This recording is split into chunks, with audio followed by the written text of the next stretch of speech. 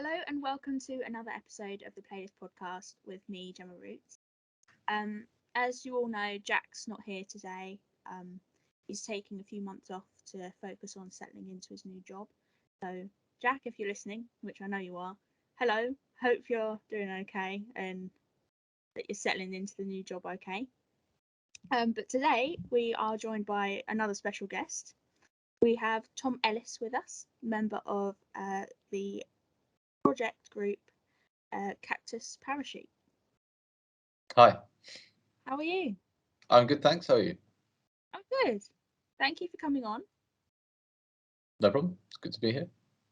Um, for listeners that probably haven't heard of you before, did you want to briefly introduce yourself? Sure. I started playing the guitar when I was quite young. I was probably about 5 years old, and I had a sort of misspent youth playing classical music, and I continue playing classical music now, and occasionally work with orchestras and different classical music companies. I'm on tour with a ballet company at the moment, and speaking to you from a hotel in Sunderland, the glamour overlooking the Stadium of Light. And yeah, so I've always done that. But when I was in my late teens, I started playing gigs at a place called the Bedford in London, in Balham. And I often used to turn up there playing songwriter nights and really enjoyed it. They do great. They still do this, I think, where they put on 3 or 4 songwriters a night and you play just a set of 3 sets of 3 songs usually. Oh, yeah. So it's quite a nice kind of Jules Holland style thing where you can't get too sick of any of the artists. So if you don't like something, it's not on for too long, and then you get to listen to the next thing. So I think it's really good for audiences and musicians alike. So I used to do that, and then in my early 20s, I sort of got waylaid with music work, other types of music work, and during the pandemic, I sort of regretted that I'd stopped writing songs. I hadn't stopped writing songs, but I'd stopped performing them. And so I decided to use the time to write and record an album. And yeah, I did that remotely, working with some really great people, including Zach Levine from Pine Grove. And yeah, we just made an album remotely during lockdown. So yeah, that's the story, I think. You're not the only musicians to do that. A lot of the musicians that we've had on really made the time in lockdown worth it and finding themselves creatively. Yeah, Finding themselves producing albums in that time. yeah, I've else really to do. enjoyed things that I've heard from people who did that during lockdown. I mean, I don't think there was any right or wrong way of doing lockdown. You know, I think in some ways some people needed time to just do nothing, and it was a very depressing time. So yeah, I don't sort of feel proud of being productive during lockdown. It was sort of a reaction. I think it started in January 2021. So during the second in the UK, that was sort of the second big lockdown, and I think I just found myself exhausted by the nothingness of lockdown, and I just went to my computer one morning and listened to some demos that I'd recorded years ago. I just, for some reason, on that day, I felt like it wasn't so bad, and I felt like maybe I could just develop this song, and then I continued developing it, and then it just didn't stop. I was sort of a bit possessed. I couldn't stop. I was probably a bit cornered by the lockdown, and then once I started, I couldn't stop for about 3 weeks of writing and recording, and then that grew into collaborating with others. And when I sort of ran out of steam with recording, I passed the project on to other people to play on the songs. So that sort of sustained it even further, because the more they played on my music, the more I enjoyed that. And then even though I'd probably run out of creative steam, the songs, I'd done enough songs that they had their own life after that as they developed. And it went from a songwriting project into a production project. Yeah. Yeah. So who would you say would be your main inspirations in musically terms?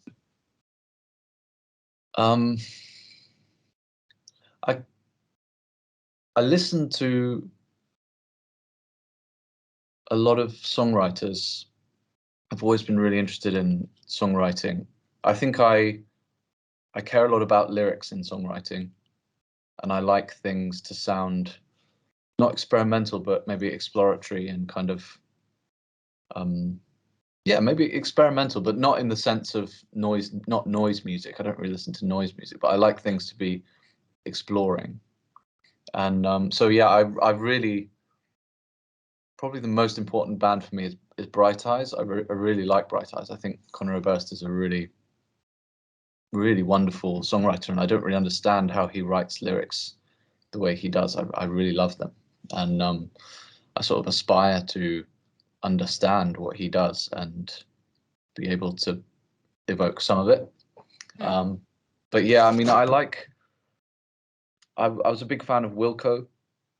I sort of prefer their earlier stuff. I know that's a cliche thing to say, but yeah, I like Wilco. I like Julian Baker. I think she's a really awesome singer-songwriter. When I was very young, I listened to Nirvana and the Beatles a lot. Yeah. I used to put my MP3 player, when I was at school, I used to put it in my blazer in the inside pocket, and I used to have my headphones coming through my arm, through my sleeve, and then one headphone in my hand, which I would place on my ear so I didn't have to listen to the teachers. I would be listening to the Beatles. So I was a bit of a strange early teenager doing that. Yeah, I really like Pine Grove, and obviously was thrilled to have one of the members of Pine Grove playing on the album. And yeah, I love their stuff.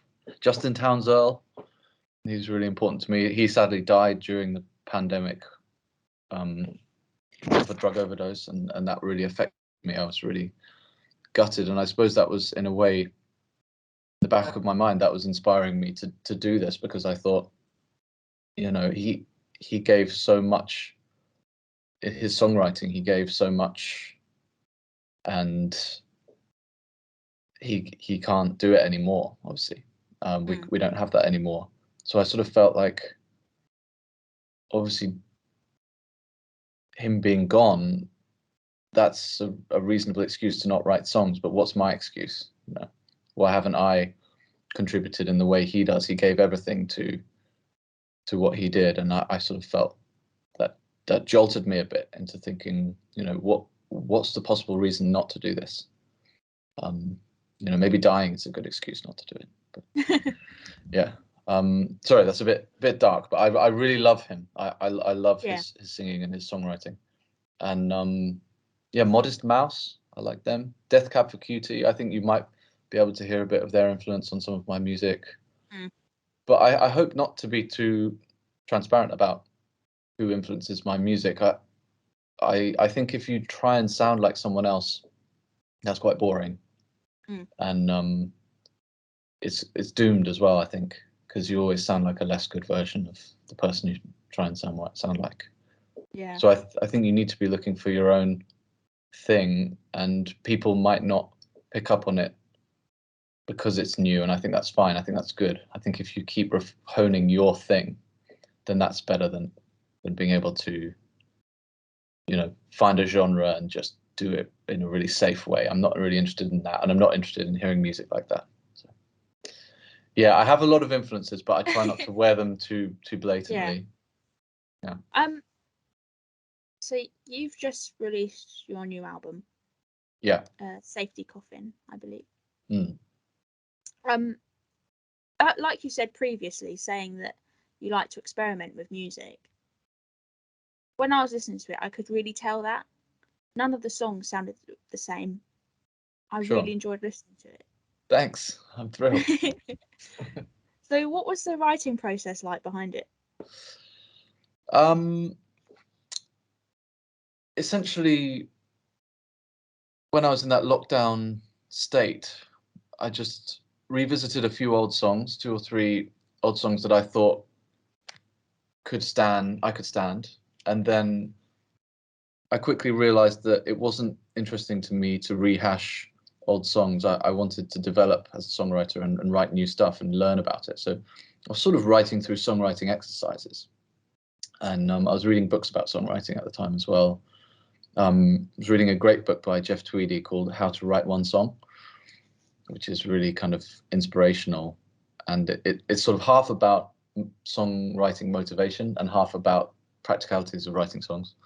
So I was using that, and I was also using a book called How to Write Better Lyrics by Pat Patterson, and he introduced me to this concept called object diving, which I got quite into, which is where you essentially look at an object for 10 minutes every day, a different object every day, and you just stare at it and think about all of your senses, what it brings up to you, like even things you wouldn't normally associate with songs, like what does it smell like and what does it feel like, you know, not just your internal feelings, using the feelings of your senses. And that, I think, is more evocative in, or so Patterson says, it's more evocative in terms of the way people listen to those lyrics, if they can hear and feel something that they can, you know, you've actually described something less abstract that is kind of, I think it's more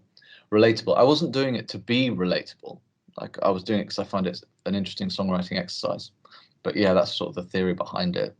So I would do a lot of that and then try and relate that through metaphors into, you know, songwriting ideas. So that the object diving often led me to think, oh, that's quite a nice metaphor for this, and then I would write a song about that, essentially. So it's sort of useful to have those objects. I think I noticed it in songs I like as well. I noticed that random objects pop up, and sometimes unconnected, but they're quite evocative. So yeah, I was just exploring things like that in my songwriting, and you know, I'm not the kind of person who sits down and writes a song and then it's done. I was always changing things. You know, I think that was also the challenge of remote recording, was as you have a long time to get sick of your own songs. Whereas when you record in a studio, it's the opposite problem. You're sort of dazzled by the novelty, and so you can end up making bad decisions by that, because it sounds good to you because it's new and you're not sick of it, but then you might regret some of the things you did. Whereas in remote recording, it takes many weeks to finish a song, so it's easy to get sick of something that's actually quite good. You know what I mean? Because you just heard it too many times. And so I had to sort of battle with that, whether it's just fiddling with lyrics or fiddling with guitar parts or just fiddling in general. That was the kind of challenge, was to know when to let things go with the recordings. And in a way, you can ruin a recording just as easily like that as by rushing. So yeah, I found that was, you know, songwriting was developing as I went, and that was sort of part of the point of it. I was deliberately trying to learn as I went along, and yeah, it felt like a bit of a training exercise, but obviously trying to get the very most I could out of every song, and I did my best. So it's the best I can do, but I feel like I've got a lot to learn. So I think whenever you make something and say it's finished, that's probably quite a normal feeling, is that you feel you almost never want to ever release anything because you can always do better. Yeah. So if you never release something because you know you can do better, you would never ever do anything. So I sort of, you know, again, that's a sort of process of letting go of what you've done, because you've given it everything at that moment, and then yes, maybe there will be a better one down the line, but that doesn't mean you shouldn't share it. Yeah, I totally agree with what you said. Even if you don't think it's great personally, you might find that your listeners and fans might enjoy it more than what you did. Yeah. And also part of that is about sort of being brave enough to make mistakes in public, and brave enough to allow things to be not perfect. Because when I listen to albums I love, that it's often the imperfections that I really love about them. You know, not that I love hearing people make mistakes or do things they're really ashamed of, but you know, when things are not perfectly together, I'm a bit obsessed by this at the moment, that you have to create little accidents when you make music. And I think when I was younger, with all my classical baggage, I used to try and make everything perfect, and by fundamental rules of music, in inverted commas. I used to think that there were such things, and I think there's still a hangover of it. It's taking me time to get over that, and this album, hopefully you can hear me trying to get over that. But I've got ideas of how to get over that even further in the future. So Yeah. So what's your personal favourite track on the album?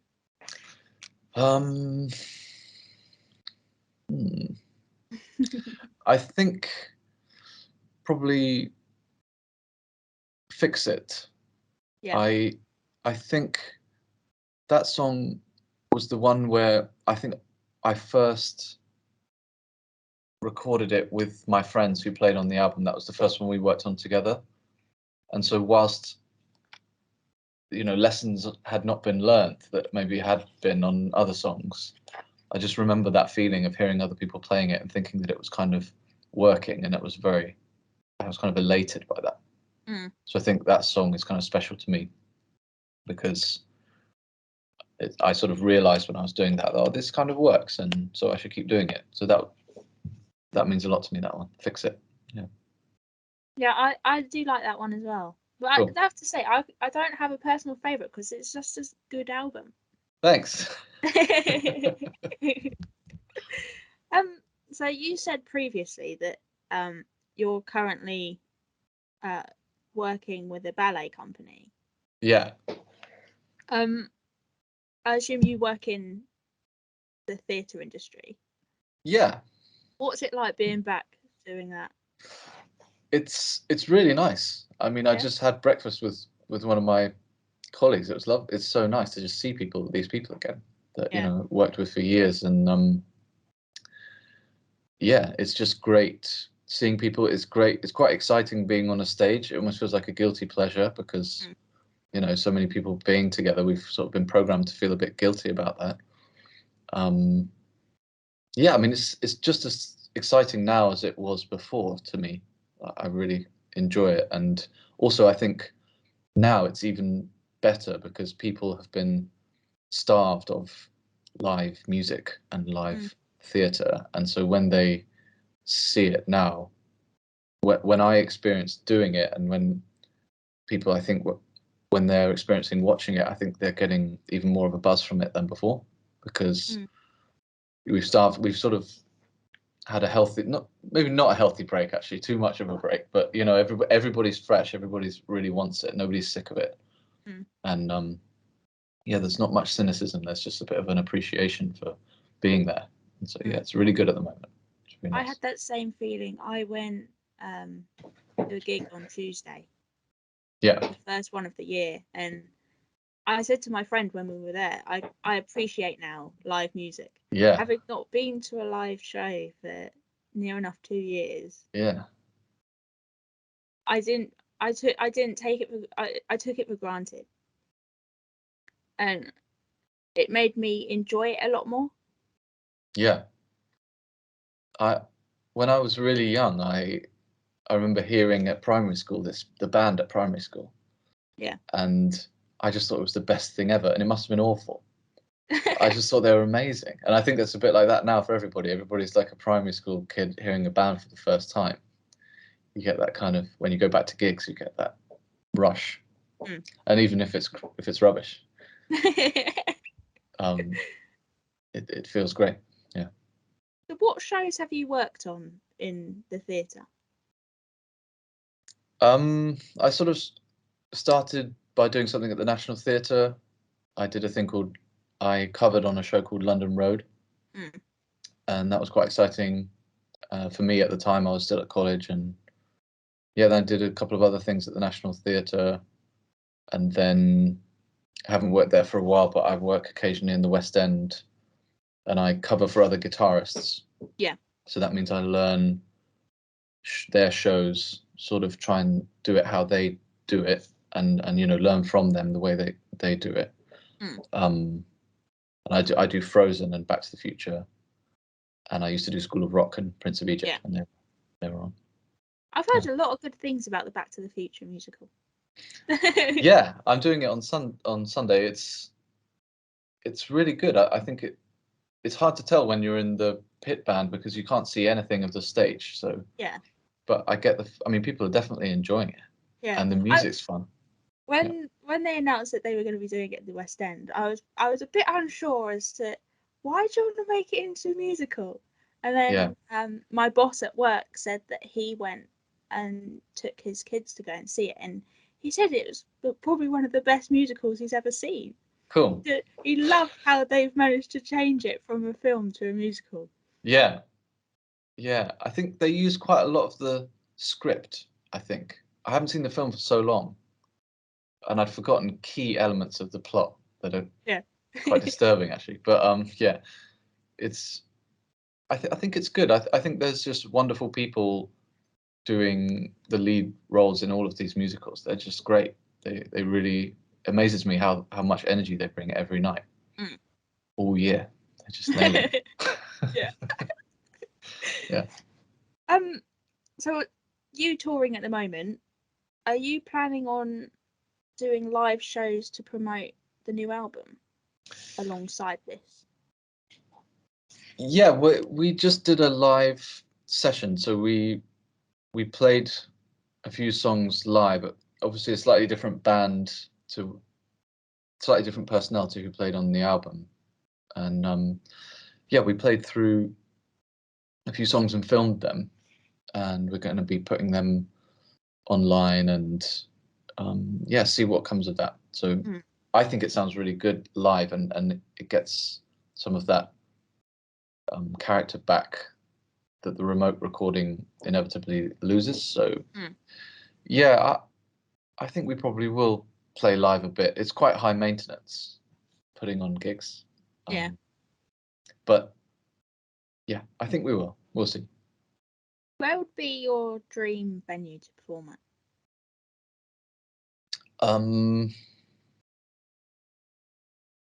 I think my favourite gigs I've ever seen are at the Scala in King's Cross.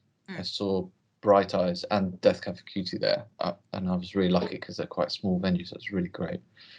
So yeah, maybe there, or I also have really fond memories of Shepherd's Bush Empire. I really think that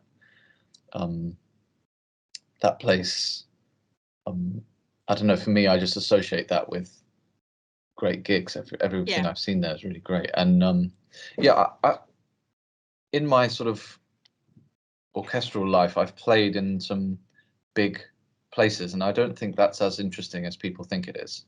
Like, it's you don't actually get the feeling of the people who are there, whereas in smaller venues, you feel the presence of everybody who's there. Yeah. So I think those medium-sized venues are like in the sweet spot. Those two, the Scala and Shepherd's Bush Empire. Yeah, I agree. When I first started going to gigs when I was in my mid-teens, I was always going to the O2 and big venues. Yeah. And I was always one of these going, oh, I love the big venues. Yeah. I'd never go to a smaller venue. And then I started going to the O2 in Islington. Yeah. And I've been to the Hammersmith Apollo. And that's made me appreciate more the smaller venues. Yeah. It's more intimate. Yeah, I think this is just my habit as well. I'm kind of into lower league football and smaller footballing venues as well. I think it gets a bit corrupted when it gets too big. You lose the personal thing. I mean, I've seen great gigs at the O2 and the Albert Hall and stuff, and that's great. I love it, and I like Premiership football as well. But I particularly feel like the intensity of a gig when it's those medium-sized venues. I really like it. One final question. What are your plans for the future? Where do you see yourself in like 5-10 years time musically? Oh my God, that's like a job interview question. I